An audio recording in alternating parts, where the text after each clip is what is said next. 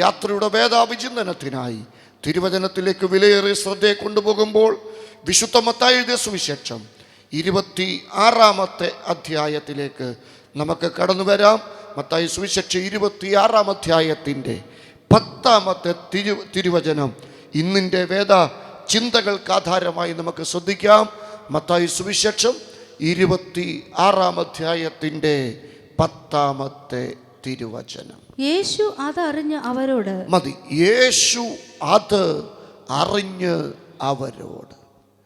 Jesus aware of this. യേശു അത് അറിഞ്ഞു. മറ്റാരറിയുന്നതിനേക്കാൾ മറ്റാരറിഞ്ഞില്ലേലും നമ്മെ അറിയുന്ന ഒരു ദൈവം. യേശു അത് അറിഞ്ഞു. പുതിയ നിയമത്തിലെ 4 സുവിശേഷകന്മാരിൽ 3 പേരും വളരെ പ്രാധാന്യത്തോടെ പങ്കുവച്ചിരിക്കുന്ന ഒരു സംഭവം. മത്തായി സുവിശേഷം 26:10, മർക്കോസിന്റെ സുവിശേഷം 14:3, യോഹന്നാന്റെ സുവിശേഷം 12:1 മുതൽ 8 വരെയുള്ള വാക്യങ്ങളിലുമായിട്ട് വളരെ പ്രാധാന്യത്തോട് പങ്കുവെക്കപ്പെട്ടിരിക്കുന്ന വിഷയം. യോഹന്നാൻ 12:1 വരുമ്പോൾ ഇച്ചിരി കൂടെ വ്യക്തത വരികയാണ്. പെസഹയ്ക്ക് 6 ദിവസം മുൻപ് കുഷ്ഠരോഗിയായിരുന്ന ശീമോന്റെ വീട്ടിൽ കുറഞ്ഞത് 17 പേര് കൂടിയിരിക്കുന്ന ഒരു സദസ്സ്. യേശുവുണ്ട്, 12 ശിഷ്യന്മാരുണ്ട്, മാർത്തയുണ്ട്, മറിയുണ്ട്, ലാസറുണ്ട്, ശിമോനുമുണ്ട്. ശിമോന്റെ കുടുംബം ഉണ്ടെങ്കിൽ അതിൽ കൂടുതൽ ആൾ കാണുമായിരിക്കാം. എന്താണെങ്കിലും 17 പേര് കൂടിയിരിക്കുന്ന ഒരു സദസ്സ്.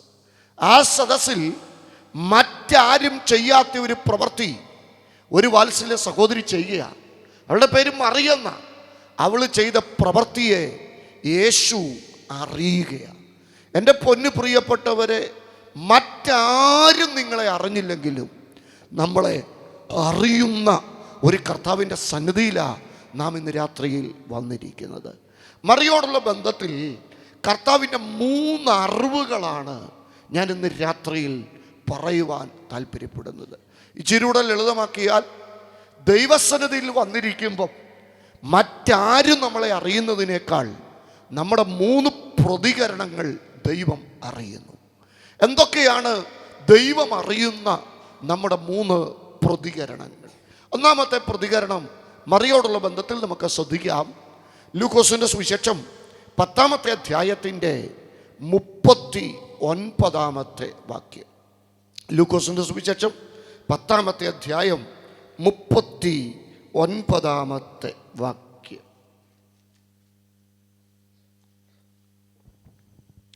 അവൾക്ക് മറിയ എന്ന ഒരു സഹോദരി ഉണ്ടായിരുന്നു. അവൾ കർത്താവിന്റെ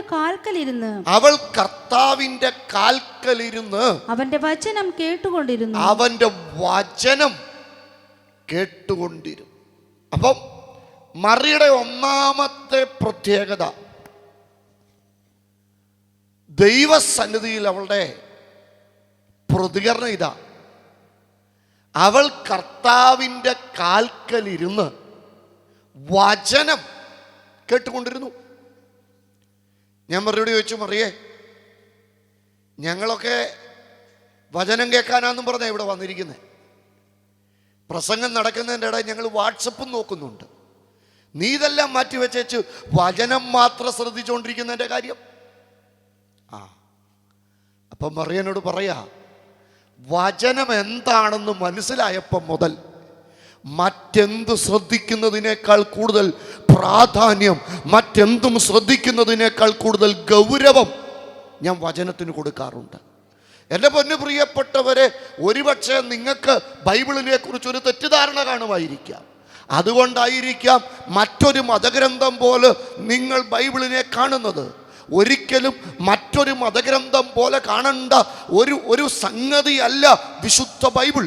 മറ്റൊരു മതഗ്രന്ഥം പോലായിരുന്നു ബൈബിളെങ്കിൽ ലോകത്തിലെ മറ്റു മതഗ്രന്ഥങ്ങൾക്കുള്ള അതേ പ്രാധാന്യതയെ ബൈബിളിനും ഉണ്ടാകത്തുള്ളായിരുന്നു. പക്ഷെ ഇന്നത്തെ ലോകത്തിൽ അച്ചടിക്കപ്പെട്ട പുസ്തകങ്ങളുടെ ചരിത്രം പഠിക്കുമ്പോൾ ലോകത്തിൽ ഏറ്റവും കൂടുതൽ അച്ചടിക്കപ്പെട്ട് വിറ്റഴിക്കപ്പെട്ട 2 പുസ്തകങ്ങളാണ്. ഒന്ന് കാറൽ മാർക്സ് വിഭാവനം ചെയ്ത കമ്മ്യൂണിസ്റ്റ് മാനിഫെസ്റ്റോ അച്ചടിക്കപ്പെട്ടതിനേക്കാൾ 200 മടങ്ങൂടെ കൂടുതൽ അച്ചടിക്കപ്പെട്ട പുസ്തകമാണ് ഇന്ന് രാത്രി ഞാൻ ഉയർത്തിക്കൊണ്ട് സംസാരിക്കുന്ന വിശുദ്ധ ബൈബിൾ. എന്താണ് ഈ പുസ്തകത്തിൻ്റെ പ്രത്യേകത? ലോകത്തിലെ മറ്റൊരു പുസ്തകം പോലെ ഒരു മതഗ്രന്ഥമാണോ ഇത്? ഒരിക്കലുമല്ല. ദൈവം തന്നെത്താൻ മനുഷ്യന് തന്നെ വെളിപ്പെടുത്തുവാൻ ആഗ്രഹിച്ചുകൊണ്ടേയിരുന്നു. മാനവരാശിയോടുള്ള ദൈവിക ഇടപെടലുകളുടെ എഴുതപ്പെട്ട രേഖയാണ് വിശുദ്ധ ബൈബിൾ. പ്രപഞ്ചത്തിൻ്റെ സൃഷ്ടിപ്പിൻ്റെ ആരംഭം മുതൽ ലോകത്തിൻ്റെ അവസാനം വരെയുള്ള ഏത് കാര്യത്തെക്കുറിച്ചും മനുഷ്യന് വളരെ വ്യക്തമായ മാർഗനിർദ്ദേശം നൽകുന്ന പുസ്തകമാണ് വിശുദ്ധ ബൈബിൾ. വിശുദ്ധ ബൈബിൾ തന്നെ അതിന്റെ ആധികാരികത ലോകത്തോട് പറയുക. യഹോവയുടെ പുസ്തകത്തിൽ അന്വേഷിച്ചു നോക്കുവീ, അവയിൽ ഒന്നിനും ഇണയില്ലാതെ ഇരിക്കുകയില്ല.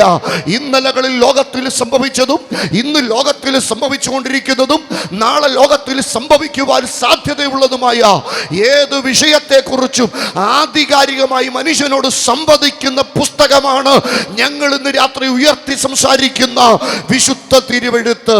ഇന്ന് രാത്രി ഈ ശബ്ദവാഹിനിയുടെ ശ്രവണസമയിൽ എന്നെ കേൾക്കുന്ന സുഹൃത്തുക്കൾ ഒരുപക്ഷെ ചിന്തിക്കുമായിരിക്കാം, ക്രിസ്ത്യാനികളുടെ ഒരു മതപ്രഭാഷണമല്ലേ ഇവിടെ നടക്കുന്നത്, അത് ഞങ്ങൾ ശ്രദ്ധിക്കേണ്ട കാര്യമുണ്ടോ?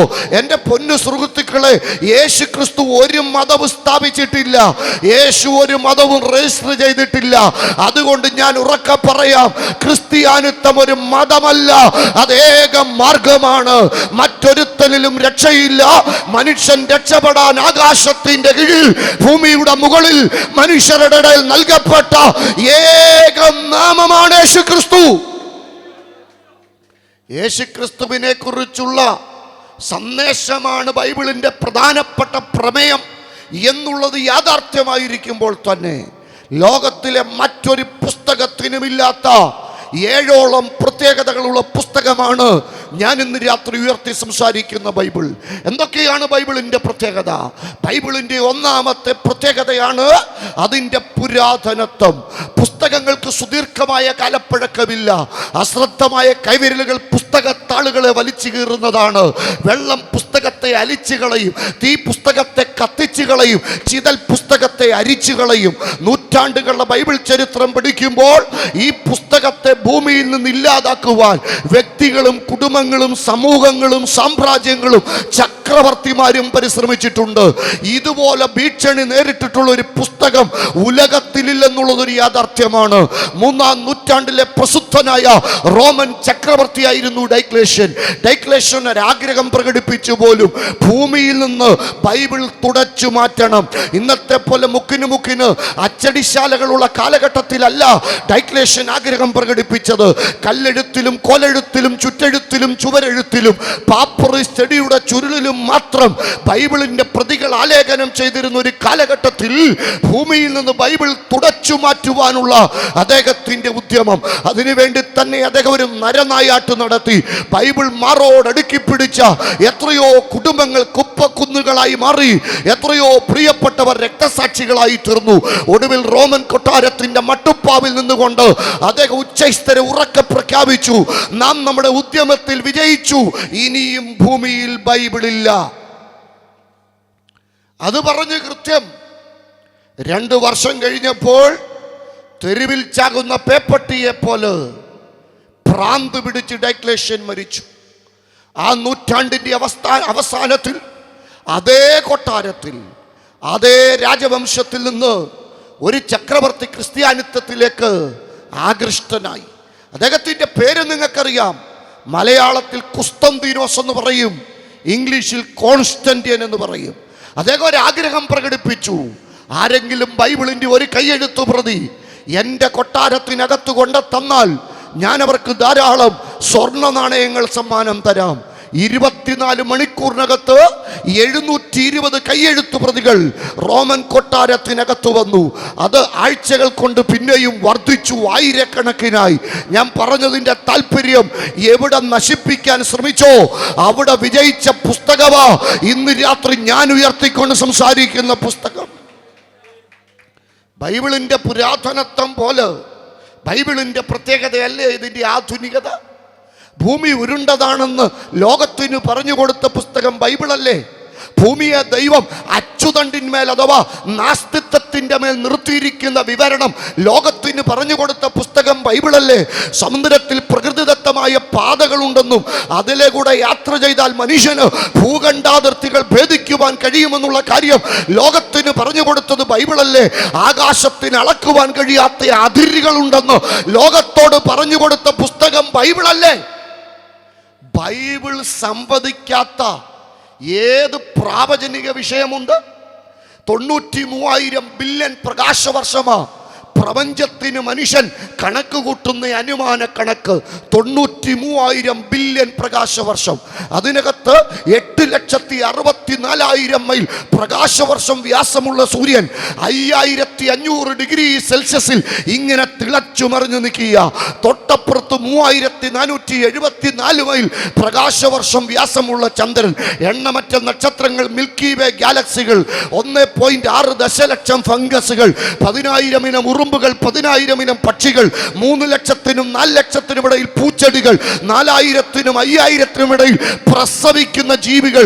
ഇതിനെയൊക്കെ ഉളവാകട്ടെന്നുള്ള വാക്കുകൊണ്ട് ഉളവാക്കിയ ഞങ്ങൾ പ്രസംഗിക്കുന്ന മഹാദൈവം, ഈ ദൈവം ചിട്ടപ്പെടുത്തിയിരിക്കുന്ന പ്രപഞ്ചമെന്ന സംവിധാനം, ഇതിനകത്ത് ഏതാധുനിക വിഷയത്തെക്കുറിച്ച് ബൈബിൾ സംവദിക്കാത്തത്, ബൈബിൾ സംസാരിക്കാത്തത്?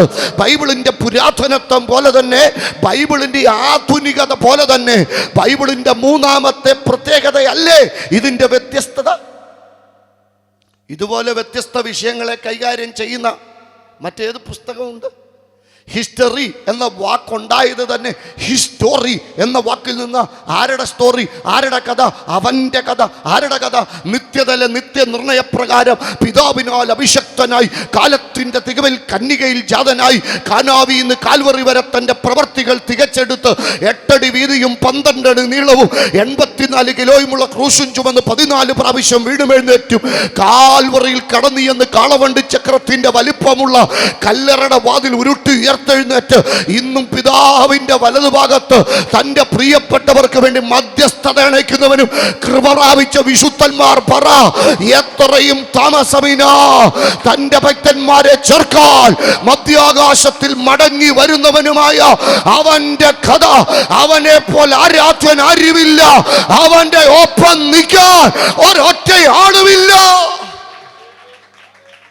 ബൈബിളിൻ്റെ പുരാതനത്വം, ബൈബിളിൻ്റെ ആധുനികത, ബൈബിളിൻ്റെ വ്യത്യസ്തത, ബൈബിളിൻ്റെ ഐക്യത. നാലാമത്തെ പ്രത്യേകത ഐക്യത. ബൈബിളിലെ ആദ്യത്തെ പുസ്തക ഉൽപ്പത്തി, ബൈബിളിലെ അവസാനത്തെ പുസ്തക വെളിപ്പാട്. ആദ്യത്തെ പുസ്തകവും അവസാനത്തെ പുസ്തകവും തമ്മിലുള്ള അന്തരം 1500 വർഷത്തെ അന്തര. ആദ്യത്തെ എഴുത്തുകാരനും അവസാനത്തെ എഴുത്തുകാരനും തമ്മിൽ 1500 വർഷത്തെ ഗ്യാപ്പുണ്ട്. പക്ഷേ ആദ്യത്തെ എഴുത്തുകാരൻ എഴുതി ഇന്ന് കാണുന്ന ഭൂമി എങ്ങനെയാണ് ഉണ്ടായതെന്ന്. അവസാനത്തെ എഴുത്തുകാരൻ പറഞ്ഞു ഈ ഭൂമി മാറി വെച്ച് പുതിയൊരു സംവിധാനം ദൈവം ഉണ്ടാക്കുമെന്ന്. ആദ്യത്തെ എഴുത്തുകാരൻ ഇന്നത്തെ സൂര്യൻ്റെ സിസ്റ്റത്തെക്കുറിച്ച് എഴുതി വെച്ചു. അവസാനത്തെ എഴുത്തുകാരൻ പറഞ്ഞു സൂര്യനും ചന്ദ്രനും ഒക്കെ മാറിയേച്ച് പുതിയൊരു സംവിധാനം ഉലകത്തിൽ ഉണ്ടാകുമെന്ന്. ഇതുപോലെ ഐക്യത നിഴലിക്കുന്ന ഒരു പുസ്തകം. ബൈബിളിൻ്റെ പുരാതനത്വം, ബൈബിളിൻ്റെ ആധുനികത, ബൈബിളിൻ്റെ വ്യത്യസ്തത, ബൈബിളിൻ്റെ ഐക്യത. ഇതിലെല്ലാം ഒരു ബൈബിളിൻ്റെ അഞ്ചാമത്തെ പ്രത്യേകത ഇതിൻ്റെ സ്വാധീനതയാണ്. എന്താ ബൈബിളിൻ്റെ സ്വാധീനത? ബൈബിളിൻ്റെ സ്വാധീനത എൻ്റെ സുഹൃത്തുക്കളെ, ബൈബിൾ മനുഷ്യനെ ദൈവമാക്കുന്ന പുസ്തകമല്ല. ബൈബിൾ മനുഷ്യനെ മൃഗമാക്കുന്ന പുസ്തകവുമല്ല. ബൈബിൾ മനുഷ്യനെ മനുഷ്യനാക്കുന്ന പുസ്തക. മനുഷ്യര് ദൈവമാകുന്നത് വലിയ അപകട. ഈ അടുത്ത സമയത്ത് ഡൽഹിക്കടുത്ത് ഒരാൾ ദൈവത്തെ അറസ്റ്റ് ചെയ്തത് ഞാൻ വായിച്ചു. ഒറ്റ അറസ്റ്റിൽ 38 പേര് കൊല്ലപ്പെട്ടു. 5 സംസ്ഥാനങ്ങളിൽ 144 പ്രഖ്യാപിച്ചു. അപ്പം ഞാനോർത്ത് കന്യാകുമാരി മുതൽ കാശ്മീർ വരെയുള്ള എല്ലാ മതത്തിൻ്റെയും ഭാഗമായ സകല ആൾ ദൈവങ്ങളെയും കൂടെ അറസ്റ്റ് ചെയ്താൽ സുനാമിയിൽ ഉണ്ടായതിൽ കൂടുതൽ ആൾനാശം ഇന്ത്യയിൽ ഉണ്ടാവും. അപ്പം മനുഷ്യർ ദൈവമാകുന്ന വലിയ അപകട. അതിനെക്കാട്ടി അപകട മനുഷ്യരും മൃഗാകുന്നേ. മാനത്തോടിരിക്കുന്ന മനുഷ്യൻ വിവേകഹീനനായാൽ കൊമ്പനാനെ പിടിയാനെ കുത്തിക്കൊല്ലുന്നത് നമ്മളാരും കണ്ടിട്ടില്ല. പൂവൻകോഴി പെടക്കോഴിയെ കൊത്തിക്കൊല്ലുന്നത് നമ്മളാരും കണ്ടിട്ടില്ല. പക്ഷെ ജാതിയുടെ മതത്തിൻ്റെ ഒക്കെ പേര് പറഞ്ഞ് മനുഷ്യനെ കൊല്ലാൻ മടിക്കാത്ത ഒരു കലികാലം. മനുഷ്യര് ദൈവമാകുന്ന, മനുഷ്യര് മൃഗമാകുന്ന ആധുനിക ലോകത്തിൽ ഞങ്ങൾ ഒരാളെ പരിചയപ്പെടുത്തുക. ദൈവമായിരുന്നവൻ ആരായി? മനുഷ്യനായി. സാർത്തർ എന്ന നിരീശ്വരവാദി ലോകത്തോട് ചോദിച്ച വലിയൊരു ചോദ്യമുണ്ട്. ദൈവത്തിന് മനുഷ്യനാകാൻ പറ്റുമോ? ദൈവം മണ്ണിലിറങ്ങുമോ? ദൈവം തൻ്റെ സ്ഥാനം ഉപേക്ഷിക്കുമോ? ഇല്ല, ഞാൻ വിശ്വസിക്കുന്നില്ല. പഞ്ചായത്ത് മെമ്പർ സ്ഥാനം ഉപേക്ഷിക്കുന്നില്ല, പിന്നെ ഇനിയും ദൈവം. എന്നിട്ട് അദ്ദേഹം പറയുക, ഒരു ദൈവം എന്നെ തേടി തൻ്റെ സ്ഥാനം ഉപേക്ഷിച്ച് മണ്ണി വന്നാൽ അത് മാത്രം മതി, എനിക്ക് ആ ദൈവത്തെ സ്നേഹിക്കാൻ. അബൂബസ് മൂസ് എന്ന ദൈവശാസ്ത്രജ്ഞൻ പറഞ്ഞു, 1000 ഉണ്ണി 1000 ബേദലഹേമി പിറന്നാലും നിന്റെ ഉള്ളിൽ അവൻ മനുഷ്യനായി പിറക്കുന്നില്ലെങ്കിൽ. ക്രിസ്ത്യാനിത്വം ഇതാ പഠിപ്പിക്കുന്നത്. യേശു മനുഷ്യനായി. അതുകൊണ്ട് ഭൂമിയിൽ നമ്മൾ ആരായിട്ട് ജീവിക്കണം? എന്താ സംശയം? മനുഷ്യരായിട്ട് ജീവിക്കണം. ഇന്നത്തെ യോഗം കഴിഞ്ഞ് തറയിൽ കൂടെ നടക്കുന്ന നിങ്ങളെല്ലാം കൂടെ അന്തരീക്ഷത്തിൽ കൂടെ പോകണമെന്നൊന്നുമല്ല ഞാൻ പറയുന്നത്. എനിക്ക് ഒറ്റ കാര്യം പറയാനുള്ളൂ, ഈ സുവിശേഷ സന്ദേശം നിങ്ങളെ യഥാർത്ഥ മനുഷ്യരാക്കണം. മനുഷ്യത്വത്തെക്കുറിച്ച് ഏറ്റവും കൂടുതൽ സംസാരിക്കുന്ന ആളുകളാണ് ഞങ്ങൾ, പെന്തക്കോസ്തരായ ഞങ്ങൾ കള്ളം പറയത്തില്ല, ഞങ്ങൾ കള്ളു കുടിക്കത്തില്ല, ഞങ്ങൾ അതിരുമാന്തത്തില്ല, ഞങ്ങൾ പാലിനകത്ത് വെള്ളം ചേർക്കത്തില്ല. നിങ്ങളുടെയൊക്കെ ഇരിപ്പണ്ടിട്ട് നിങ്ങളാരും ഈ കൂട്ടത്തിലുള്ളവരല്ലെന്ന് എനിക്ക് തോന്നുന്നു. ഞാൻ റാന്നിലൊക്കെ പഠിക്കുന്ന കാലത്ത് കേട്ടിട്ടുള്ള കാര്യമാണ്. അവർ ബന്ധിക്കോസുകാർ, അവർ കള്ളം പറയത്തില്ല. ഞാനിപ്പം 43 വയസ്സ് കഴിഞ്ഞു, ഇന്ന് വരെ ഒരു സിനിമാ കോട്ടയുടെ അകത്ത് ഞാൻ കയറിയിട്ടില്ല. കള്ളും കുപ്പിയെ തൊട്ടിട്ടേ ഇല്ല.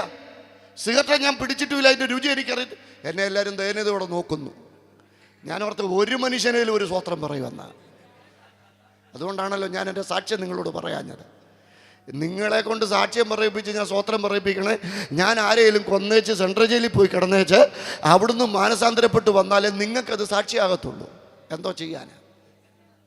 അതാണോ സാക്ഷ്യം? അതോ ഇതാണോ സാക്ഷ്യം? സത്യത്തിൽ ഇതല്ലേ സാക്ഷ്യം? ഇതെല്ലാം ഉള്ള ലോകത്തിൽ ഇതിൻ്റെ ഒന്നും പുറകെ പോകാതെ യഥാർത്ഥ വിശുദ്ധരായിട്ട് ജീവിക്കുന്നതിനപ്പുറത്തൊരു സാക്ഷ്യം ലോകത്തിൽ വേറെ എന്താ ഉള്ളത്? ഈ ജന്മം കൊണ്ട് ഞാൻ റാന്നിക്കാരനാണെങ്കിലും 15 വർഷമായിട്ട് തിരുവല്ലയ്ക്കടുത്താണ് താമസിക്കുന്നത്. ഞങ്ങൾ 15 വർഷമായിട്ട് പാല് മേടിക്കുന്നത് ഷാരോലിലെ ഒരു അച്ചൻകുഞ്ഞുവാസത്തെ വീട്ടിൽ നിന്ന്. ആ വീട്ടിൽ നിന്ന് ഞാൻ പാല് നിർത്തിയ 100 പേര് അവിടെ കയറാൻ നിൽക്കുന്നു. കാര്യം അച്ചൻകുഞ്ഞുവാസ വീട്ടിലെ പാലാ, ഇതിനകത്ത് വെള്ളമില്ല. അതായി പെന്തിക്കോസ്താരുടെ പ്രത്യേകത. അപ്പോൾ നിങ്ങൾ പറയും മൈക്ക് കെട്ടിക്കൊണ്ട് നിങ്ങളുടെ ഗുണം മാത്രമല്ലേ പറഞ്ഞ്, എന്തെങ്കിലും ദോഷമുണ്ടോ? ഉണ്ട്. എന്താ? ഇച്ചിരി ഒച്ച കൂടുതൽ. ഇവിടെ ഇരിക്കുന്നവരെ ഒന്നും കണ്ട അങ്ങനെയൊന്നും പറയത്തേ ഇല്ല. സാധാരണ പെന്തിക്കോസ്താരുടെ ഒരു കുഴപ്പമാണ്, പ്രസംഗത്തിനൊക്കെ ഒരു ഇച്ചിരി ഒച്ച കൂടുതൽ. എന്നോട് ഈയിടെ ഒരാൾ ചോദിച്ചൊരു ചോദ്യമാണ്, നല്ല സൂപ്പർ പ്രസംഗമൊക്കെ, പക്ഷേ എന്തിനാ ഇത്ര ഒച്ച വെക്കുന്നത്? ഇച്ചിരൂടൊക്കെ ശാന്തമായിട്ട് പറഞ്ഞാൽ പോരായോ? ഞാനന്ന് തീരുമാനിച്ച് ഇനി ഇപ്പോൾ ഒച്ച വെക്കുന്നില്ല, ഇച്ചിരൂടൊക്കെ ശാന്തമായിട്ട് പ്രസംഗിക്കാമെന്ന്. പക്ഷേ ഞാൻ താമസിക്കുന്ന വീട് ഈ പാസ്റ്റർമാർക്കൊക്കെ ചിലർക്കറിയാം. അവിടുന്ന് എങ്ങോട്ട് പോകണമെങ്കിലും ഒരു റെയിൽവേ ക്രോസ് കിടക്കാതെ പോകാൻ പറ്റത്തില്ല. ആ റെയിൽവേ ക്രോസ് ഒരു ദിവസം പ്രസംഗിക്കാൻ പോകാനായിട്ട് കിടക്കാൻ വന്ന് നിൽക്കുമ്പം അതിങ്ങനെ താഴ്ത്തിക്കൊണ്ടിരിക്കുക കേട്ടോ. പക്ഷേ അതങ്ങ് സ്റ്റക്കായിപ്പോയി. താഴുന്നുമില്ല, പൊങ്ങുന്നുമില്ല, ജാമായിട്ട് നിൽക്കുമ്പം ആ ഗേറ്റ് കീപ്പർ ശ്രദ്ധിക്കുക. അപ്പോഴതേണ്ട കുറ്റുപ്പള്ളിയുടെ അവിടുന്ന് ഒരു സൈക്കിളിൽ ബൈക്ക് വരുന്നതിനെക്കാട്ടി സ്പീഡിൽ ഒരു 12കാരൻ്റെ ഒരു വരവ്. ഇത് കണ്ടപ്പോഴത്തെ ഈ മനുഷ്യൻ അലറി വിളിച്ച് ഗേറ്റും ചാടിക്കിടന്ന് എടാ നിർത്തടാ ട്രെയിൻ വരുന്നടാ, നിർത്തടാ. അലറുന്നത് കണ്ടപ്പോൾ ഞാൻ വണ്ടി നിർത്തി ഇറങ്ങിച്ചെന്ന് അയാളോട് ചോദിച്ചു, എന്തിനാ ഇങ്ങനെ അലറുന്നത്? കുറച്ച് ഡീസൻ്റായിട്ട് ഒച്ച കുറച്ച് പറഞ്ഞാൽ പോരായോ? അപ്പോൾ ആ മനുഷ്യൻ ചോദിക്കും, നിങ്ങൾ എന്നാ ബോധമില്ലാത്തവനാ, അപകടം വരുന്നത് കണ്ടാൽ ആരാ അലറാത്തതെന്ന്. ഞങ്ങളും ഈ അലറിക്കൊണ്ട് പറയുക, മറ്റൊരുത്തനിലും രക്ഷയില്ല. മനുഷ്യൻ രക്ഷപ്പെടാൻ ആകാശത്തിൻ്റെ കീഴിൽ ഭൂമിയുടെ മുകളിൽ മനുഷ്യരുടെ ഇടയിൽ നൽകപ്പെട്ട ഏക നാമം യേശു ആണെന്ന് പിന്നെ അടിവരയിട്ട് പറയുന്നതിൻ്റെ കാരണം ലോകം ഒരു വലിയ അപകടത്തില. നിങ്ങളാരും ദൈവമില്ലാത്തവരായി കത്തുന്ന നരകത്തിൽ പോകരുതെന്നുള്ള ഒരൊറ്റ ആഗ്രഹം കൊണ്ട് വീണ്ടും ആവർത്തിക്കുക. മറ്റൊരുത്തനിലും രക്ഷയില്ല. നാം രക്ഷപ്പെടും. ആകാശത്തിന്റെ കീഴിൽ ഭൂമിയുടെ മുകളിൽ മനുഷ്യരുടെ ഇടയിൽ നൽകപ്പെട്ട ഏക നാമം. ഈ പ്രിയപ്പെട്ടവൻ പണത്തിൻ്റെ തള്ളിക്കയറ്റം കൊണ്ട് നടത്തുന്ന ഒരു ശക്തിപ്രകടനമല്ല ഈ സുവിശേഷയോഗം. നിങ്ങൾക്കറിയാം, പുകയത്തും തീയത്തും നിന്ന് അധ്വാനിച്ചുണ്ടാക്കുന്നതിനകത്തുനിന്ന് ഒരു വിഹിതമെടുത്ത് ഇങ്ങനൊരു കൂട്ടായ്മ നടത്തുന്നതിൻ്റെ കാരണം മറ്റൊന്നും കൊണ്ടല്ല. ഈ നാടറിയാതെ പോകരുത്. മനുഷ്യന്റെ രക്ഷയ്ക്ക് നൽകപ്പെട്ട ഏക നാമം യേശു മാത്രമാണെന്ന് അറിയാതെ പോകരുത്. ബൈബിളിൻ്റെ പുരാതനത്വം, ബൈബിളിൻ്റെ ആധുനികത, ബൈബിളിൻ്റെ വ്യത്യസ്തത, ബൈബിളിൻ്റെ സ്വാധീനത, ബൈബിളിൻ്റെ ഐക്യത, അതിലുപരി ബൈബിൾ നൽകുന്ന ആശ്വാസം. ബൈബിൾ ചോദിക്കുന്ന ചോദ്യ, പെറ്റതുള്ള തൻ്റെ കുഞ്ഞിനെ മറക്കുമോ? ഒരു സ്ത്രീ താൻ പ്രസവിച്ച കുഞ്ഞിനോട് കരുണ കാട്ടാതിരിക്കുമോ? അവൾ മറന്നാലും ഞാൻ നിന്നെ മറക്കത്തില്ല. ഈയോ ബൈബിൾ നൽകുന്ന ആശ്വാസം. അതിലെല്ലാം ഉപരി ബൈബിൾ ഉയർത്തുന്ന പ്രത്യാശയാണ്. ദൈവം അനുവദിച്ചാൽ നാളെ രാത്രിയൊക്കെ അതിനെക്കുറിച്ച് ആധികാരികമായിട്ട് ഞാൻ പറയും. പ്രിയ സാറ് മുമ്പേ ഓർപ്പിച്ചതുപോലെ നിങ്ങൾ നാളെ ഒരു 10 പേരെ കൂടെ കൂട്ടിക്കൊണ്ട് വരണം. സ്തോത്രം. അപ്പം ബൈബിളിൻ്റെ പ്രത്യേകത അറിഞ്ഞപ്പം മുതൽ വചനം ഇത് മാത്രമാണോ ഇത് സിസ്റ്റമാറ്റിക്കായിട്ട് ബൈബിൾ ചെയ്യുന്ന കാര്യങ്ങളാണ്. അപ്പം തന്നെ പ്രായോഗിക ജീവിതത്തിൽ ബൈബിളിന് എന്തെല്ലാം ചെയ്യാൻ പറ്റും? ഈ വചനത്തിന് ചെയ്യാൻ പറ്റുന്ന 17 കൂട്ടം കാര്യം ഞാൻ എൻ്റെ ഡയറിക്കകത്ത് എഴുതി വെച്ചിട്ടുണ്ട്. എല്ലാം കൂടെ പറയാൻ താല്പര്യപ്പെടുന്നില്ല. യോഹന്നാൻ 1:3, ഉൽപ്പത്തി 1:3 ഏത് ശൂന്യതകളുടെ നടുവിൽ ഉളവാക്കുന്നതാ ദൈവത്തിൻ്റെ വചനം. യോഹന്നാൻ 6:63 ഉളവായതിൻ്റെ മേൽ ജീവൻ പകരുന്നതാ ദൈവത്തിൻ്റെ വചനം. മർക്കോസ് 4:39 ഏത് പ്രതികൂലത്തെയും അടക്കുന്നതാ ദൈവത്തിൻ്റെ വചനം. ഗലാത്യർ 3:2 പൗലോസ് ചലഞ്ച് ചെയ്ത് ചോദിക്കുന്നൊരു ചോദ്യമുണ്ട്. ഞാൻ ഇതൊന്നും മാത്രം, ഗലാത്യർ 3:2 വായിച്ചു നോക്കണം. ഞാൻ ഇതൊന്നും മാത്രം നിങ്ങളോട് ഗ്രഹിപ്പാൻ ഇച്ഛിക്കുന്നു. നിങ്ങൾക്ക് ആത്മാവ് ലഭിച്ചത് ന്യായപ്രമാണത്തിന്റെ പ്രവർത്തികളാലാണോ അതോ വിശ്വാസത്തിന്റെ പ്രസംഗം കേട്ടതിനാലാണോ? അപ്പൊ പൗലോസ് പറയുന്ന വാക്കിന്റെ അർത്ഥം എന്താ? ആരെങ്കിലും വിശ്വസിച്ചുകൊണ്ട് ഈ വചനം കേട്ടാൽ അവരുടെ മേലൊക്കെ ആത്മാവിനെ പകരാൻ കരുത്തുള്ളതായി ദൈവത്തിന്റെ വചനം. TV കൂടെ പ്രസംഗിച്ചുകൊണ്ടിരിക്കുമ്പോൾ വീട്ടിലിരുന്ന് കാത്തിരിപ്പ് യോഗത്തിലിരുന്ന ആളുകൾ അഭിഷേകം പ്രാപിച്ചതിൻ്റെ ഒത്തിരി നേർസാക്ഷ്യങ്ങൾ എനിക്കറിയാം. അതുകൊണ്ട് ഇന്ന് രാത്രി ഞാൻ ഓർപ്പിക്കുക, ഈ വചനം ആത്മാവിനെ പകരുന്ന വചനമാ. ഇനി ഗലാത്യർ 3:5 പൗലോസ് ചോദിക്കുന്ന അടുത്ത ചോദ്യമാ. ഗലാത്യർ 3:5 എന്നാൽ നിങ്ങൾക്ക് ആത്മാവിനെ നൽകി നിങ്ങളുടെ ഇടയിൽ ചേർന്ന് പറ വീര്യപ്രവർത്തികളെ ചെയ്യുന്നവൻ. എത്ര പേർക്ക് ധൈര്യത്തോടെ പറയാൻ പറ്റും ഈ വചനം എന്തോ ചെയ്യുന്ന വചനമാ? വീര്യപ്രവർത്തി ചെയ്യുന്ന വചനമാ. നിങ്ങളുടെ വീര്യപ്രവർത്തി. അപ്പൊ ചിലരെങ്കിലും എന്നോട് ചോദിക്കും, പാസ്റ്ററെ എത്ര കൊല്ലമായി ഞങ്ങൾ ഈ ബൈബിളും കൈപ്പിടിച്ചോണ്ട് നടക്കാൻ തുടങ്ങിയിട്ട് ഇന്ന് വരെ ഒരു തലവേദന പോലും മാറിയിട്ടില്ലല്ലോ. എൻ്റെ പൊന്നു പ്രിയപ്പെട്ടവരെ, വചനത്തോട് പുലർത്തേണ്ട ഒരു മനോഭാവമുണ്ട്. ചുമ്മാതെ വചനം കൈപ്പിടിച്ചോണ്ട് വീര്യപ്രവർത്തി നടക്കത്തില്ല. വചനത്തോട് നിങ്ങൾ കാണിക്കേണ്ട ഒരു പ്രതികരണമുണ്ട്. ഇന്ന് രാത്രി ഇവിടെ ഇരിക്കുന്ന കൊച്ചു കുഞ്ഞ് അതിന് തയ്യാറായാൽ ഈ യോഗം തീരുന്നതിന് മുമ്പ് അസാധാരണമായ ചില പ്രവർത്തികൾ, വലിയ ആത്മനിയോഗം എനിക്കിവിടെ മനസ്സിലാക്കാൻ പറ്റുന്നുണ്ട്. വചനത്തോട് പുലർത്തേണ്ട മനോഭാവം. എന്നെപ്പോലൊക്കെ യാത്ര ചെയ്ത് പ്രസംഗിക്കുന്ന ഒരാളായിരുന്നു പൗലോസ്. എന്നെപ്പോലല്ല, എന്നേക്കാൾ 1000 മടങ്ങ് അപ്പുറത്ത്. അത് ഈ യാത്ര ചെയ്ത് പ്രസംഗിക്കുന്നവർക്ക് ഒരു കാര്യം അറിയാം. ചിലയിടങ്ങളിൽ അവർക്ക് ചെന്ന് പ്രസംഗിക്കാൻ വീണ്ടും ഇഷ്ടമാണ്. ചിലയിടത്ത് ഇനി ഒരിക്കലും പോകരുതെന്ന് തോന്നും. പക്ഷെ പൗലോസ് പോയി പ്രസംഗിച്ചിടത്ത് ഏറ്റവും ഇഷ്ടമുള്ളൊരു സ്ഥലത്തെക്കുറിച്ച് തെസ്സലോനിക്ക ലേഖനത്തിൽ അദ്ദേഹം പറയുന്നുണ്ട്. തെസ്സലോനിക്കയ്ക്ക് 1-ാമത്തെ ലേഖനം 2-ാമത്തെ അധ്യായത്തിൻ്റെ 13-ാമത്തെ വാക്യം. തെസ്സലോനിക്കയുള്ളവർ ബെരോവയിലുള്ളവർ അതിനേക്കാൾ ഉത്തമന്മാരാന്നാണ് പറയുന്നത്.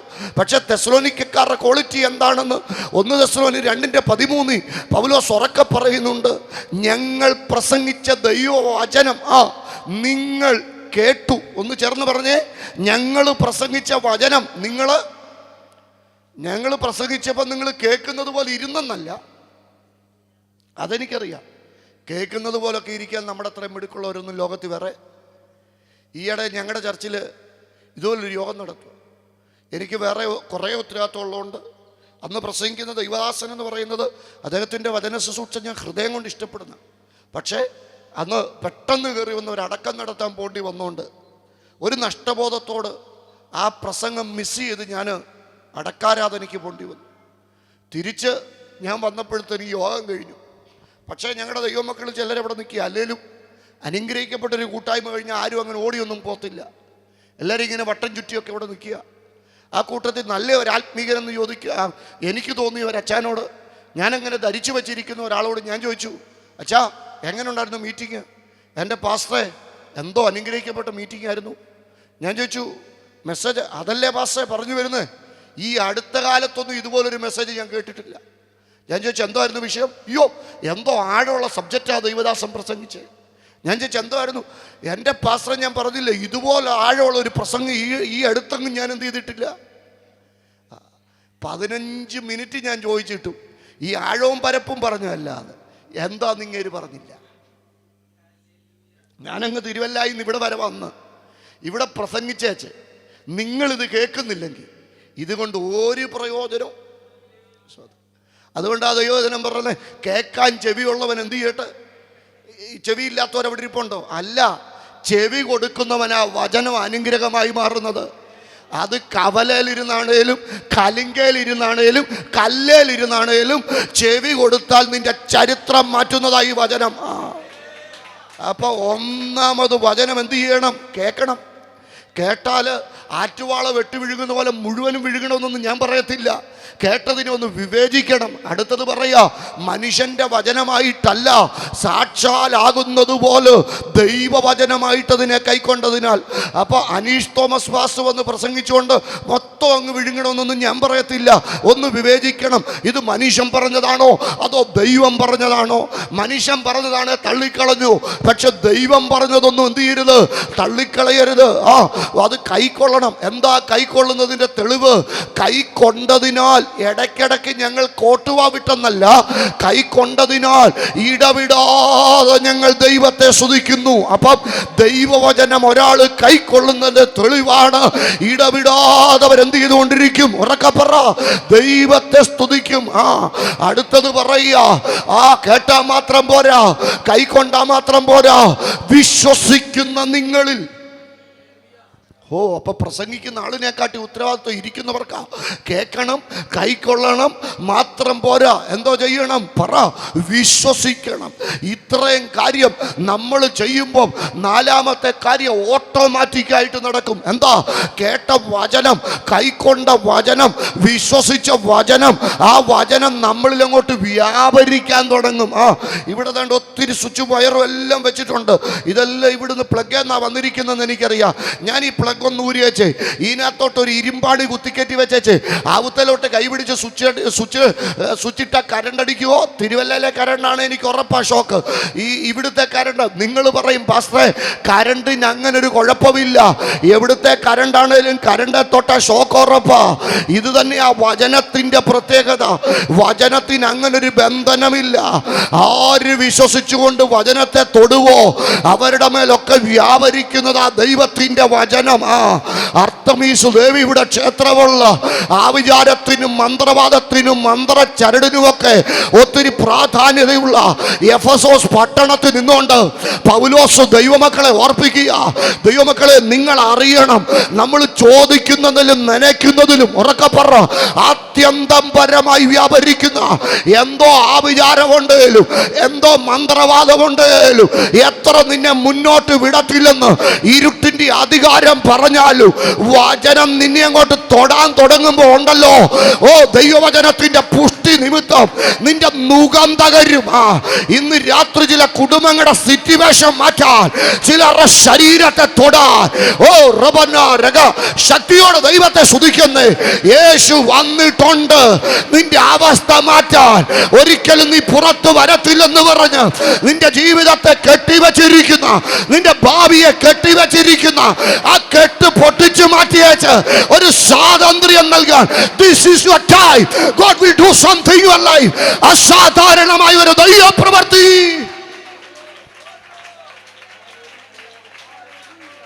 നിങ്ങളുടെ ജീവിതത്തിൽ ചെയ്യാം. എന്തോ ഞാനിവിടെ വന്നിരുന്ന് പ്രാർത്ഥിച്ചു കൊണ്ടിരുന്നപ്പോൾ ശക്തമായി പറയാൻ പരിശുദ്ധാത്മാവ് എനിക്ക് പ്രേരണ തന്ന കാര്യമായത്, ഇന്ന് രാത്രി നിങ്ങൾ കേൾക്കുന്ന ദൈവത്തിന്റെ വചനം നിങ്ങളുടെ സിറ്റുവേഷനെ ചേഞ്ച് ചെയ്യുന്ന വചനമാ. This is the time to change. ഇത് മാറാനുള്ള സമയമാ. നിന്റെ കുടുംബത്തിന്റെ ശൂന്യത മാറാൻ പോവുക. നിന്റെ വീടിന്റെ അവസ്ഥ മാറാൻ പോവുക. യേശു വന്നിട്ടുണ്ട് നിന്റെ അവസ്ഥ മാറ്റാൻ. ഉറക്കെ വിളിക്കാവോ? ഉള്ളു തുറന്ന് യേശുവെ നിന്ന് വിളിക്കാവോ? ഇടനെഞ്ച് കീറിക്കൊണ്ട് യേശുവെ നിന്ന് ഉറക്കെ വിളിക്കാൻ എത്ര പ്രിയപ്പെട്ടവർ ഈ രാത്രി തയ്യാറാ? ഉറക്കെ വിളിക്കാം. എന്റെ വീടിന്റെ അവസ്ഥ മാറ്റിയത് ഈ വചനമാ. എൻ്റെ വീട്ടിലെ മൂത്ത മോനായിട്ടാണ് ഞാൻ ജനിച്ചത്. എനിക്ക് 1.5 വയസ്സുള്ള സമയത്ത് റാന്നിയിലെ 2 ആശുപത്രിയിലെ ഡോക്ടർമാർ ഒരുപോലെ പറഞ്ഞു, ഈ കുഞ്ഞ് ജീവിക്കത്തില്ല, ജീവിച്ചാലും ഇത് മന്ദബുദ്ധിയാകും. അവരുടെ മൂത്ത മകൻ മന്ദബുദ്ധിയാകുമെന്നുള്ള തിരിച്ചറിവിൽ റാന്നി മേനാന്തോട ഹോസ്പിറ്റലിന്റെ വരാന്തൽ ഇന്നേക്ക് 32 വർഷങ്ങൾക്ക് മുമ്പ് മുട്ടുകുത്തി എൻ്റെ മാതാവും പിതാവും യേശുവെന്നൊന്ന് വിളിച്ചതിൻ്റെ പരിണിത ഫലമാണ് എനിക്ക് ലഭിച്ച ആയുസ്. ആ ഉറപ്പിൽ നിന്നുകൊണ്ട് ഞാൻ പറയാ, നിങ്ങളുടെ സിറ്റുവേഷൻ എന്താണെങ്കിലും, നിങ്ങളുടെ ശൂന്യത എന്താണെങ്കിലും, ഇന്ന് രാത്രി യോഗം തീരുന്നതിന് മുമ്പ് നിങ്ങളുടെ വീടിനകത്തൊരു വീര്യപ്രവർത്തി ചെയ്യാൻ, നിങ്ങളുടെ കുടുംബത്തിനകത്തൊരു അത്ഭുതം ചെയ്യാൻ ഉറക്കെ വിളിക്ക്. പ്രിയപ്പെട്ടവരെ, യേശുവെന്ന് വിളിച്ചു തുടങ്ങുക. ഇത് നിങ്ങളുടെ സമയമോ? തീജാലക്കത്ത കണ്ണുള്ളവനായി, മാറത്ത് പൊൻകച്ച കെട്ടിയവനായി, നക്ഷത്രം വലങ്കയിൽ പിടിച്ചവനായി, തേജസ് വാരി ഉടുത്തവനായി, ആരും അടയ്ക്കാതവണ തുറക്കുന്നവനായി, ആരും തുറക്കാതവണ്ണം അടയ്ക്കുന്നവനായി, ആരടച്ചാലും തുറക്കുന്നവനായി, രാജാതി രാജാവായി, കർത്താതി കർത്താവായി, അമർത്യതയുള്ള ദൈവമായി അത്ഭുതം ചെയ്യാൻ യേശു കർത്താവ് ഇന്ന് രാത്രി ഇവിടെ വന്നിട്ടുണ്ട്. ഓ, അപ്പുറത്തിരിക്കുന്നയാൾ അറിയുന്നില്ലെങ്കിലും, ഇപ്പുറത്തിരിക്കുന്നയാൾ അറിയുന്നില്ലെങ്കിലും,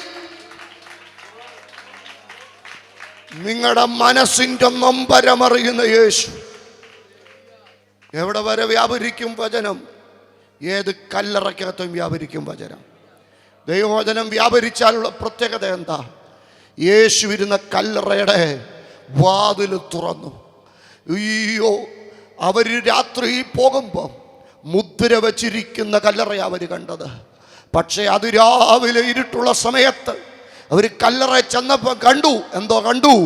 ചില മുദ്രകൾ തകർന്നിരിക്കുന്നത് കണ്ടു, കല്ലുരുണ്ടുമാറിയത് കണ്ടു. ഈ രാത്രി വരെ നിന്റെ ജീവിതത്തെ കെട്ടിവച്ചിരിക്കുന്ന ചില തടസ്സത്തിന്റെ മുദ്രകൾ യേശുവിൻ്റെ നാമത്തിൽ പൊട്ടിമാറി. വിശ്വസിച്ചോ? വിശ്വസിച്ചോ? വിശ്വസിച്ചോ?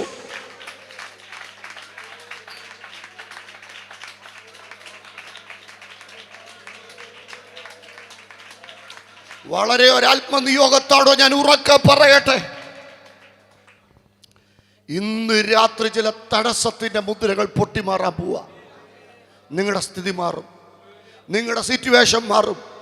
യേശു അത് അടയാളങ്ങളുടെ ആരംഭമായി കാനാവിലെ വീട്ടിൽ ചെയ്തു. അടയാളങ്ങളുടെ ആരംഭം, അത്ഭുതങ്ങളുടെ ആരംഭം.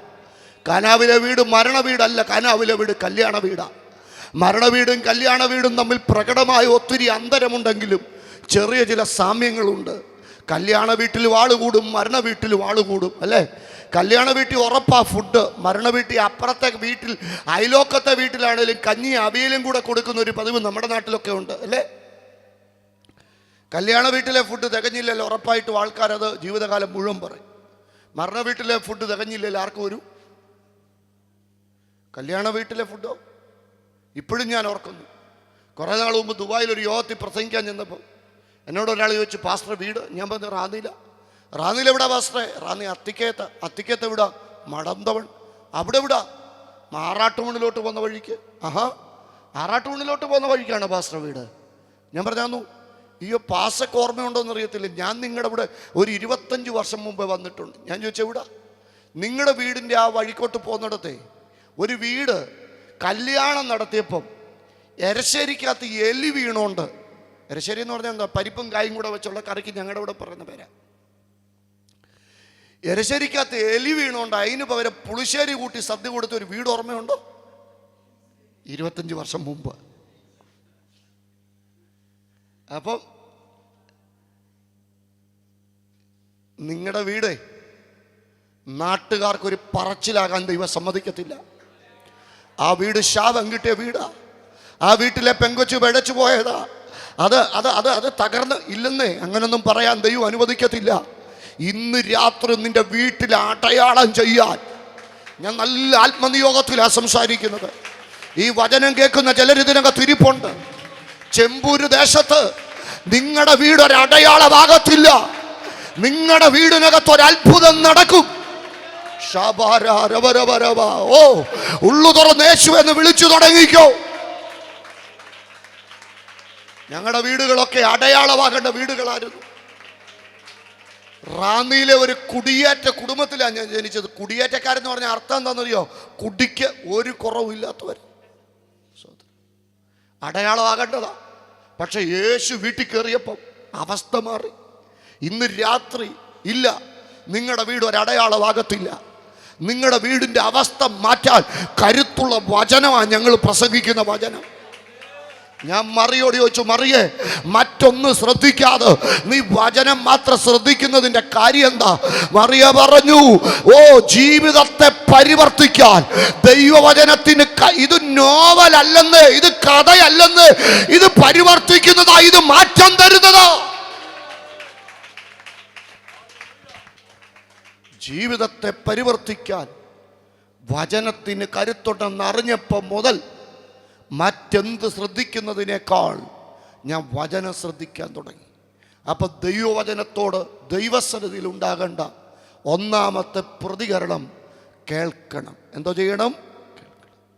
ഇനി മറിയുടെ രണ്ടാമത്തെ പ്രതികരണം വായിച്ചു നോക്കിക്കോ. യോഹന്നാന്റെ സുവിശേഷം 11 അധ്യായത്തിൻ്റെ 29 വാക്യം. യോഹന്നാൻ 11:29. അവൾ കേട്ട ഉടനെ എഴുന്നേറ്റ് അവന്റെ അടുക്കൽ വന്നു. യേശു അതുവരെ ഗ്രാമത്തിൽ കടക്കാതെ മാർത്ത അവനെ എതിരേറ്റ സ്ഥലത്തു തന്നെ ആയിരുന്നു. വീട്ടിൽ അവളോട് കൂടെ ഇരുന്ന് അവളെ ആശ്വസിപ്പിക്കുന്ന യഹൂദന്മാർ മറിയ വേഗം എഴുന്നേറ്റ് പോകുന്നത് കണ്ടിട്ട് അവൾ കല്ലറയ്ക്കൽ കരവാൻ പോകുന്നു എന്ന് വിചാരിച്ചു പിൻചെന്നു. യേശു ഇരിക്കുന്നിടത്ത് മറിയ എത്തി. അവനെ കണ്ടിട്ട് അവന്റെ കാൽക്കൽ വീണു. കർത്താവിനെ കണ്ടപ്പോൾ കർത്താവിന്റെ കാൽക്കൽ വീണു. കർത്താവേ, നീ ഇവിടെ ഉണ്ടായിരുന്നുവെങ്കിൽ എന്റെ സഹോദരൻ മരിക്കയില്ലായിരുന്നു എന്ന് പറഞ്ഞു. അവൾ കരയുന്നത്,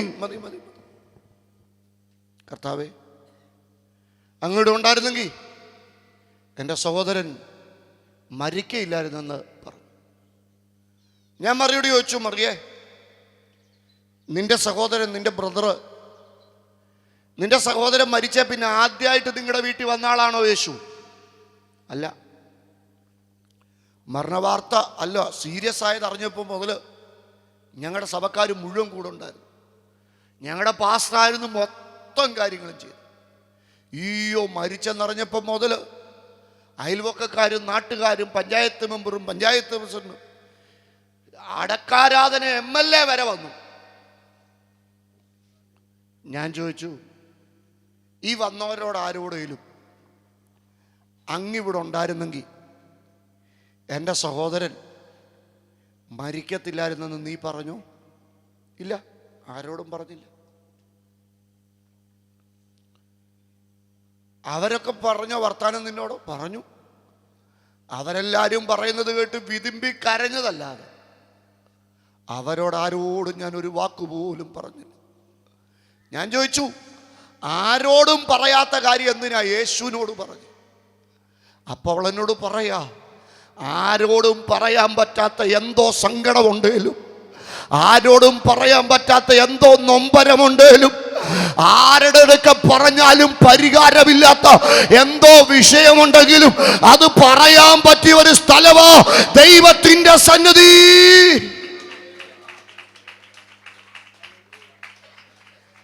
ഉള്ളു തുറന്നു പറയണം കേട്ടോ. എന്തു നല്ലോർ സഖി യേശു. രോഗദുഃഖം വഹിക്കും, എന്ത് ചെന്ന് പറഞ്ഞാലും യെസ്, നൊമ്പരങ്ങൾ താൻ കേൾക്കും. ഇന്ന് രാത്രി ഉള്ളു തുറന്ന് യേശുവിനോട് പറ, യേശുവിനോട് പറ, യേശുവിനോട് മാത്രം പറ. ആരോടും പറയാൻ പറ്റും. ദൈവസന്നിധിയിലെ 2 തിരിച്ചറിവുകളാണ്. ഒന്ന്, ദൈവസന്നിധിയിൽ കേൾക്കണം. 2, ദൈവസന്നിധി പറയണം. സ്തോത്രം. ദൈവത്തോട് പറയുമ്പം സങ്കടങ്ങൾ പറയണം കേട്ടോ. പറഞ്ഞാൽ കേൾക്കാൻ പറ്റാത്ത ഒരു ദൈവം അല്ല ഞാൻ പ്രസംഗിക്കുന്ന ദൈവം. 5-6 പേര് കൂടി എന്തേലും ഒരു മെറ്റീരിയലും കൊണ്ട് ഉണ്ടാക്കി, എന്തേലും ഒരു പെയിന്റ് പഠിച്ച് എവിടെയെങ്കിലും കൊണ്ട് ഇരുത്തിയിരിക്കുന്ന ഒരാളല്ല ഞങ്ങൾ ഇന്ന് രാത്രി പ്രസംഗിക്കുന്ന ദൈവം. നിങ്ങളുടെ നൊമ്പരങ്ങൾ കേൾക്കാൻ കരുത്തുള്ള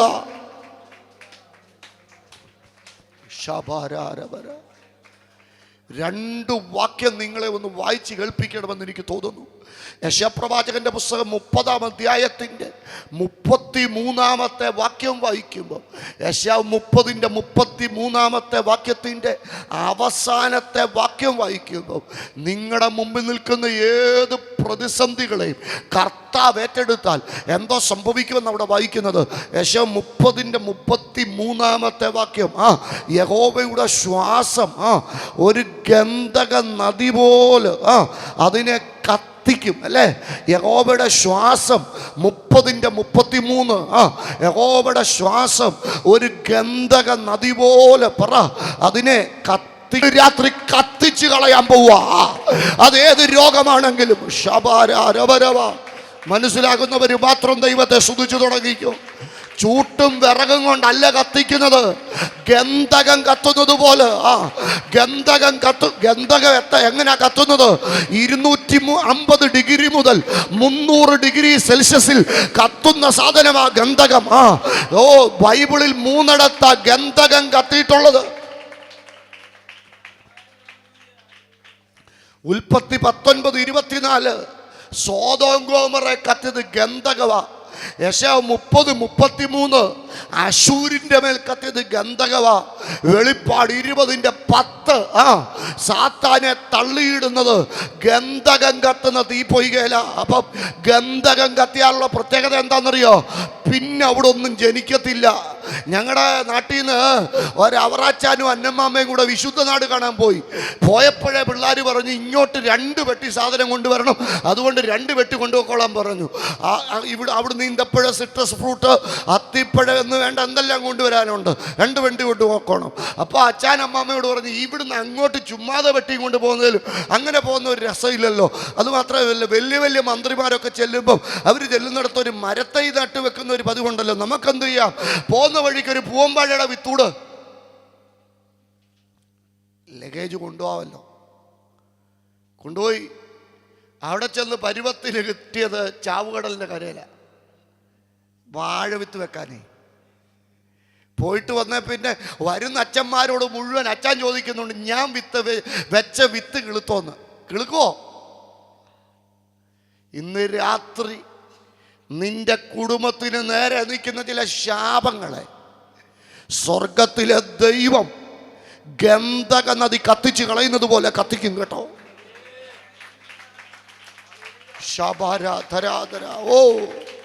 ഉള്ളു തുറന്ന് യേശുവെന്ന് വിളിച്ചോ, ഹൃദയം തുറന്ന് യേശുവെന്ന് വിളിച്ചോ. 5 തര ശാപങ്ങളെ കുറിച്ച് ബൈബിള് പഠിപ്പിക്കുന്നുണ്ട്. 5 type of curses. 5 തരം ശാപങ്ങൾ. ഏതൊക്കെയാ അത്? ജനറേഷണൽ കേഴ്സസ് ഉണ്ട്, തലമുറകളിൽ നിന്ന് തലമുറകളിലേക്ക് നീണ്ടു നിൽക്കുന്ന ശാപം. 2ാമത്തെ ശാപമുണ്ട് വാക്കുകൾ കൊണ്ടുള്ള ശാപമുണ്ട്, പ്രാക്കു നിമിത്തമുള്ള ശാപം. 3ാമത്തെ ശാപമുണ്ട് ട്രോമ ബേസ്ഡ് കേഴ്സസ്, പെട്ടെന്നുണ്ടായ ആഘാത നിമിത്തം ഉണ്ടാകുന്ന ശാപമുണ്ട്. 4ാമത്തെ ശാപമുണ്ട് സിൻ ബേസ്ഡ് കേഴ്സസ്, പാപം നിമിത്തമുള്ള ശാപമുണ്ട്. 5ാമത്തെ ശാപമുണ്ട് ജോഗ്രഫിക്കൽ കേഴ്സസ്, ദേശത്തിന്റെ ശാപമുണ്ട്. ഇതിനകത്ത് ഏത് ശാപമാണേലും ദൈവം ഒന്ന് ഊതിയാൽ, അഭിഷേകത്തിന്റെ തീ ഒന്ന് കത്തിയാൽ, നിനക്ക് ക്രൂസിന്റെ ചുവട്ടിൽ മാറാത്ത ശാപമേതാവുള്ളത്? യേശുവേ നീ പറഞ്ഞാൽ രോഗം മാറും. യേശുവേ നീ പറഞ്ഞാൽ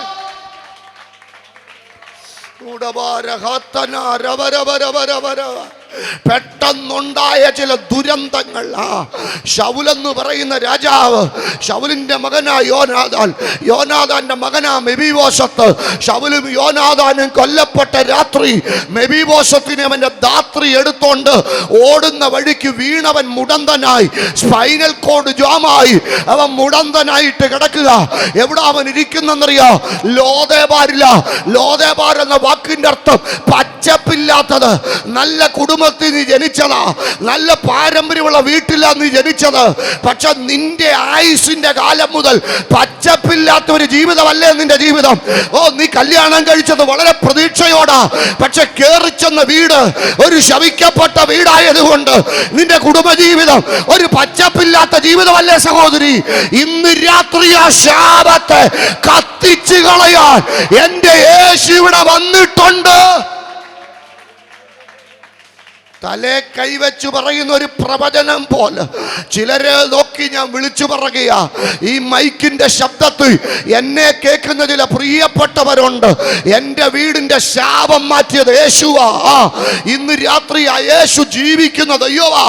നിങ്ങളുടെ വീടിന്റെ ഒന്ന് ഉള്ളു തുറന്ന് യേശുവിനോട് പറ, എന്തു നല്ലോർ സഖി യേശു, പാപ ദുഃഖം വഹിക്കും. ഉള്ളു തുറന്ന് വിളിക്കുന്നേ യേശുവേ ഉറക്കെ വിളിക്ക.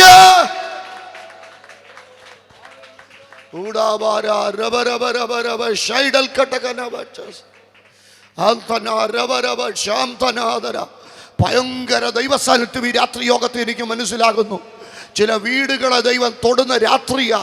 ചില തലമുറകളുടെ നേരെ നിൽക്കുന്ന ശാപബന്ധനങ്ങൾ യേശുവിൻ്റെ നാമത്തിൽ ഇന്ന് രാത്രികാലം അഴിഞ്ഞു മാറുന്ന രാത്രിയാ. അടിപ്പിണറുകളാലുള്ള സൗഖ്യം ഇന്ന് രാത്രി സംഭവിക്കുക. യേശുവിൻ്റെ നാമത്തിലുള്ള സ്വാതന്ത്ര്യം. ശബാരാധാരാധരാധര. മറിയെക്കുറിച്ചുള്ള 2 തിരിച്ചറിവുകൾ ഞാൻ പറഞ്ഞു.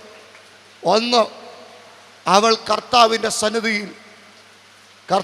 സന്നിധിയിൽ വചനം കേട്ടത് കർത്താവ് അറിഞ്ഞു. 2, അവളുടെ നൊമ്പരം പറഞ്ഞത് കർത്താവ് അറിഞ്ഞു. 3-ാമത്തെ കാര്യ യോഹന്നാൻ 12:1 നമ്മൾ വായിച്ചു. എല്ലാവരും ഇരിക്കുന്ന ആ സദസ്സിൽ മറ്റാരും ചെയ്യാത്ത ഒരു പ്രവൃത്തി മറിയ ചെയ്യുക. ലളിതമായ ഭാഷയെ പറഞ്ഞാൽ വെങ്കൽ ഭരണി പൊട്ടിച്ചെന്നൊക്കെ പറയുന്നതിൽ നല്ലത് ഒരു സ്പ്രേ കുപ്പി പൊട്ടിച്ചേച്ച് അതിനകത്തുണ്ടായിരുന്ന പരിമള തൈലം മുഴുവൻ കർത്താവിൻ്റെ കാൽക്കലേക്ക് ഒഴിച്ചേച്ച് അവിടെ തലമുടി കൊണ്ട് കർത്താവിൻ്റെ കാല് തുവർത്തുക.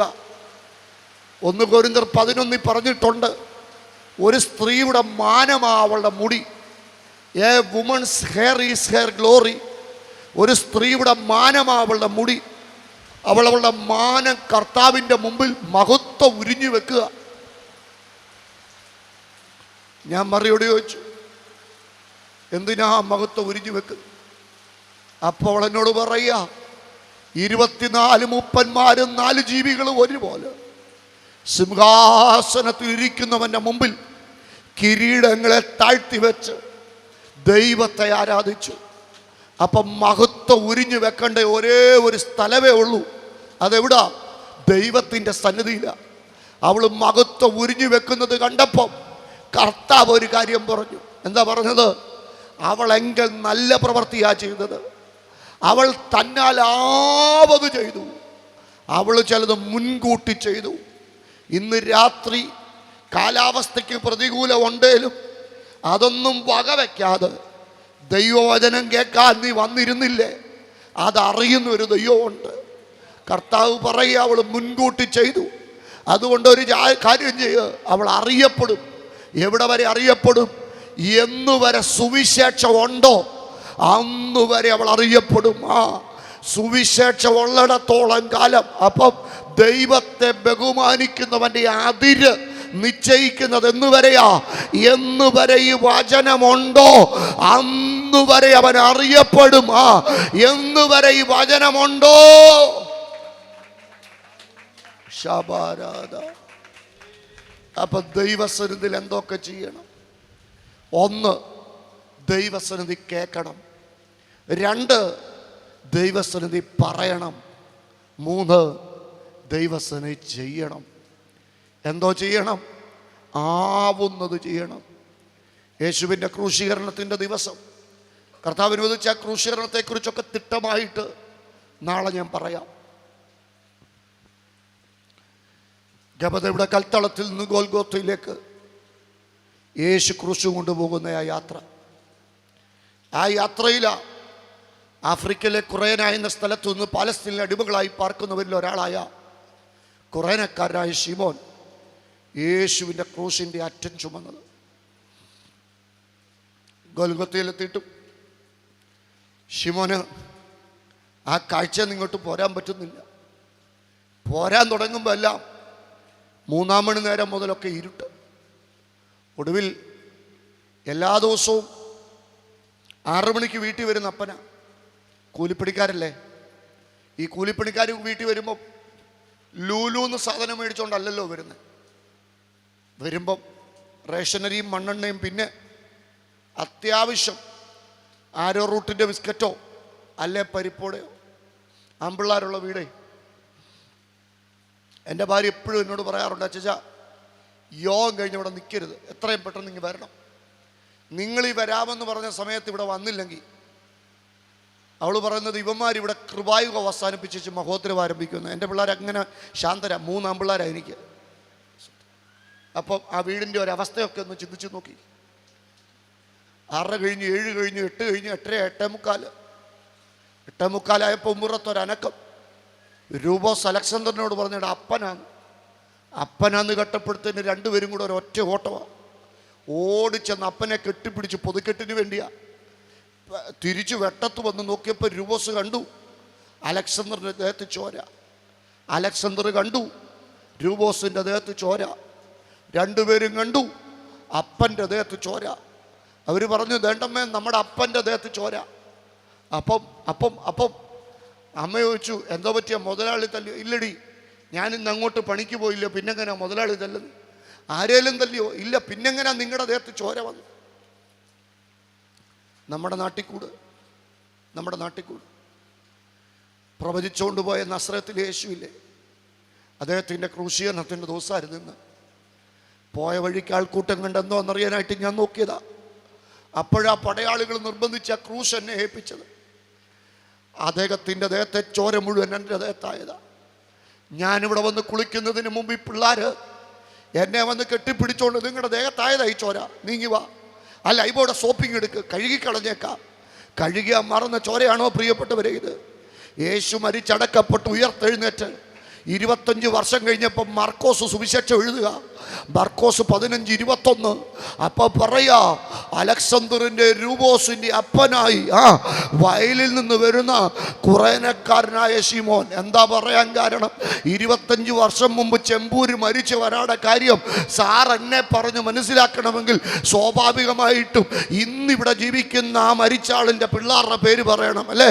ഇന്ന് ശിമോൻ്റെ പിള്ളേർ അറിയപ്പെടുന്നവരാ കവലച്ചട്ടമ്പികളായിട്ടല്ല, കർത്താവിൽ പ്രസിദ്ധരായിട്ട്. എനിക്കിന്ന് രാത്രി ഇതേ പറയാനുള്ളൂ. ദൈവസന്നിധിയിൽ വരുന്നത്, ദൈവസന്നിധിയിൽ ഇരിക്കുന്നത്, ദൈവസന്നിധി കേൾക്കുന്നത്, ദൈവസന്നിധി പറയുന്നത്, ദൈവത്തിന് വേണ്ടി ചെയ്യുന്നത്. ഉള്ളു തുറന്നു യേശുവെന്ന് വിളിക്കാൻ എത്ര പേര് തയ്യാറാ? ബൈബിളുകൾ അടച്ചു, ഹൃദയം തുറന്നു. ഇന്ന് രാത്രി ഉള്ളു തുറന്ന് യേശുവെന്ന് വിളിച്ചു. ശാബാരാധ, നിന്റെ ചരിത്രം മാത്രമല്ല, നിന്റെ തലമുറയുടെ ചരിത്രം മാറ്റുന്ന ഒരു സ്വർഗത്തെ എനിക്കറിയാം. ശകനമനാദരം തരക്ഷനാദരാദരാ, യേശുവെന്ന് ഉള്ളു തുറന്ന് വിളിക്കു പ്രിയപ്പെട്ടവർ. ചരിത്രത്തെ മാറ്റുന്ന ഒരു അത്ഭുതം ഇന്ന് രാത്രി നടക്കുക. ജീവിതത്തെ മാറ്റുന്ന ഒരു അത്ഭുതം ഇന്ന് രാത്രി നടക്കുക. വീടിൻ്റെ ചരിത്രത്തെ മാറ്റുന്ന ഒരു അത്ഭുതം. നീ വന്നത് ദൈവം അറിയാതിരിക്കത്തില്ല, നീ കേട്ടത് ദൈവം അറിയാതിരിക്കത്തില്ല, നീ പറഞ്ഞത് ദൈവം അറിയാതിരിക്കത്തില്ല, നീ ചെയ്തത് ദൈവം അറിയാതിരിക്കത്തില്ല. ഇന്ന് രാത്രി ദൈവം നിന്റെ അവസ്ഥ മാറ്റുന്ന രാത്രിയാ. അപ്പുറത്തും ഇപ്പുറത്തും മുന്നിലും പിന്നിലും ഇരിക്കുന്നവരൊന്നും നിന്നെ അറിഞ്ഞില്ലേലും നിന്നെ അറിയുന്നവർ ഉള്ളു തുറന്ന് യേശു എന്ന് വിളിക്ക്. ഇത് നിന്റെ ചരിത്രം മാറുന്ന രാത്രിയാ, നിന്റെ അവസ്ഥ മാറുന്ന രാത്രിയാ, നിന്റെ വിടുതലിന്റെ രാത്രിയാ.